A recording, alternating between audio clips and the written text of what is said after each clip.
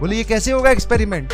मैं कहा है पैसे क्या बेइज्जती करवाने के दिए? ये एडवांस वाले नहीं पूछते जितने सवाल वो पूछ गया था। और हमेशा ध्यान रखिए प्लीज, चलेंगे ये हाफ ईयरली 2 ईयरली, अभी थोड़े दिन बाद में ये हाफ ईयरली खत्म होने, अभी तो और एक बहुत बड़ी तलवार आ रही है, बोर्ड्स के प्रैक्टिकल। और वो वाले हैं असली वाले, क्योंकि बोर्ड्स तो बाद में होते हैं, प्रैक्टिकल पहले हो जाते हैं, जिसके नंबर्स के लिए तुम्हें डराया जाएगा, थोड़ा माल भी इकट्ठा किया जाएगा। हमारे भी बोर्ड के प्रैक्टिकल के लिए भैया हम लोग आए कोटा से आए तो प्रैक्टिकल कुछ नहीं आता, वो काले में पीला डालकर नीला कैसे बनाते वो भी नहीं आता। पहले तो आती प्रैक्टिकल नोटबुक। अच्छा, हमारे एक बहुत बढ़िया फैसिलिटी थी, जो हमारा स्कूल था उसके सामने एक जस्ट छोटी सी दुकान थी जो यही पैटी समोसे और ये सब बेचता था, बट उसके वहां पर एक लड़का था, उसी का ही अंकल का ही बेटा, जो कि 9th क्लास में था या पता नहीं 8th क्लास में था, तो वो प्रैक्टिकल नोटबुक तैयार करने के लेता था 50 रुपए उस टाइम पे। प्री बोर्ड्स इतने डरावने नहीं है, प्री बोर्ड्स नहीं है डरावने, प्री बोर्ड्स के तुम्हारे नंबर कट के कुछ नहीं होगा उनसे। प्री बोर्ड्स के बाद में बोर्ड्स के बीच में बहुत गैप होता है। प्री बोर्ड सिर्फ डराने के लिए होता है कि ये प्री बोर्ड्स हैं, यहाँ पर अच्छे से परफॉर्म करो, इन्हीं के बेसिस पर एनालाइज करके हम नंबर भेजेंगे। कुछ स्कूल ऐसा करते होंगे तो मैक्सिमम नहीं करते। प्री बोर्ड सिर्फ डराने के लिए है, बोर्ड से पहले एक बार तुम्हें थोड़ा जगा दे। तो हमने प्रैक्टिकल नोटबुक तैयार करवाई, उसको 50 रुपए देके तीनों सब्जेक्ट की उससे करवा ली, फिजिक्स, केमिस्ट्री और फिजिकल एजुकेशन। अब भैया वो हमसे पैसे इकट्ठे किए गए, बोले वो आ रहे हैं एग्जामिनर, बोले आप लोगों के अच्छे नंबर लगेंगे। ठीक है। अब जब ये सब काम हो रहा था, जब अपने जितने हमारे हिस्से में पैसे आए थोड़े बहुत जो भी है, तो वो दे दिए, तो अपने relaxed.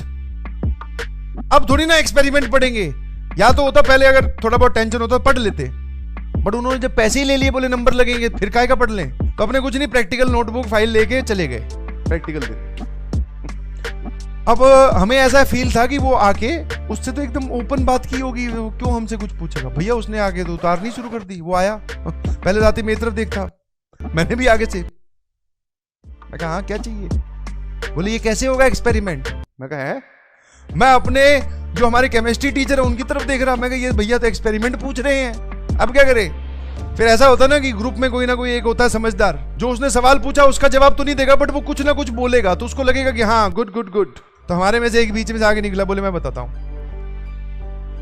Answer this is this and we will go with पता नहीं क्या। मैं कहा ठीक है, बहुत बढ़िया, शाबाश। अब भैया फिर वो तो वापस वाइवा भी लेने लग गया। पहले एक्सपेरिमेंट चेक करेंगे, रीडिंग भी चेक हो रही है। मैंने कहा यार ये पैसे क्या बेइज्जती करवाने के दिए? दे तो दिए पैसे जितने मांगे थे, ये भाई तो पूरा जलील भी कर रहा है। मैं कहा ये नंबर नहीं देगा, एक बार इसने अगर मुझसे केमिस्ट्री के सवाल पूछ लिए तो इसकी अंतरात्मा तक मुझे नंबर नहीं देगी, ये कहां से चाहकर भी नहीं दे पाएगा। ओह माय गॉड, वाइवा भी नंबर आ गया। वो तो पूछ रहा है पता नहीं क्या क्या धमा। मैं तो ऐसा लगता है जी एडवांस वाले नहीं पूछते जितने सवाल वो पूछ गया था। बोले ये दोनों सॉल्ट का अलग अलग कलर है, बोले कैसे पता करोगे? मैंने कहा देख के ऐसे सवालों के जवाब निकल आते हैं उस टाइम पे प्रेशर में, क्योंकि आप किसी भी सवाल का जवाब दे नहीं पा रहे हो। वो बोले मजाक चल रहा है यहाँ। मैं कहा no I don't think so. तो भैया उसने बहुत बेइज्जती करी। फिर बारी आई फिजिकल एजुकेशन के प्रैक्टिकल की, फिर बोला पैसे दे दो। मैं कहा भैया अगर ऐसे ही पैसे दिलवाने हैं तो ये ना करो, हम अपने आप कर लेंगे जो भी करना है। पर फिर भी फिजिकल एजुकेशन वाले ने बहुत भगाया, 10 राउंड काटो। बोले तब तक मैं बैठ के चाय पीता हूं, तुम लोग 10 राउंड काटो। मैं भाई साहब क्या कर रहे हो? बोले काटो पूरे ग्राउंड के। और वो ग्राउंड इतना बड़ा, उसके 10 राउंड काटते काटते कहीं ऊपर की टिकट गई। फिर प्रैक्टिकल देने के लिए आगे जिंदा तो रहे, और अल्टीमेटली नंबर लग गए थे। केमिस्ट्री में 19 मार्क 20 में से। अंदर की बात है, किसी को बताना मत। और वहीं से रैंक चली जाती है, और फिर अगले साल आप रैंकर्स को देखते हो, कहते हो यार इसने तो कर लिया, हमसे रह गया। और फिर आप